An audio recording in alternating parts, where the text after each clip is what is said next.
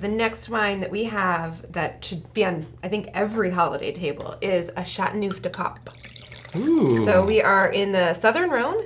This is Mont Saint Louis, les Arpents de Contrebandiers. Wow. Chateauneuf-du-Pape 2018. Beautiful vintage, warm, elegant, a lot of fruit that you expect from Chateauneuf-du-Pape.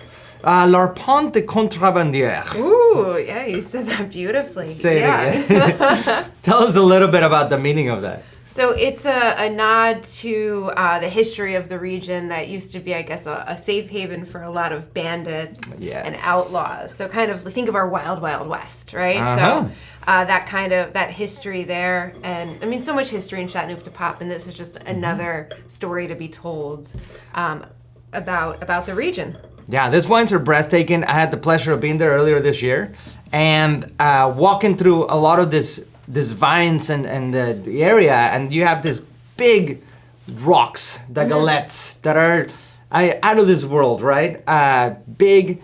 What they do and serve a lot of time and place and effect into the wine is that they retain the heat, right? Right. And then the other thing I noticed is the Mistral. These winds come in and lock your kids because they fly away.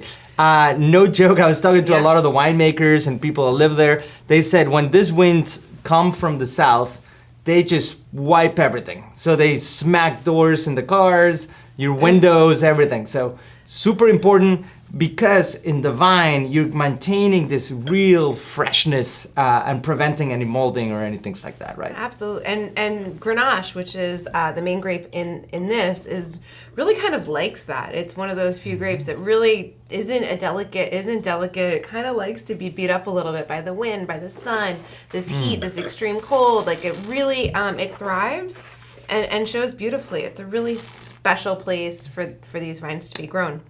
What a yummy wine. What are you getting? Wow, my mouth's watering. There's a lot of layers of, from a little bit of damson plum, black cherry, sour cherry, tobacco, pepper, a little bit of white, black pepper combination in there. Very lively on its feet. Powerful, elegant. You love cooking and pairing things with Chateauneuf-du-Pape, so what are you thinking? I think any sort of slow roasted red meat, lamb, beef would be beautiful. Any sort of, winter stew where you're adding a little, bay leaves at the end and all that kind of the dried herbs that you get. But there's something still very lively, and even though this is a higher alcohol, richer, denser wine, it does not drink like it. Yeah. That can really it can still hold up to roasted pork or even turkey. I really think this is such a versatile wine. It has that beautiful plum, a little bit of wild strawberry, leather, mushroom. It's really kind of everything all in there. So a great one for the holiday table. I'm thinking one of those like chickens you get at the market in Paris, and then just grab the most beautiful chicken and roast it over hours with drippings of the fat. Rosemary potatoes, of course, right? Of course, rosemary potatoes. I mean, if you're celebrating the holidays, put a little bit of black truffles in there. Right. Oh my goodness. This would be a fantastic pairing, and hopefully we get to replicate it soon. Yes. Cheers. Cheers.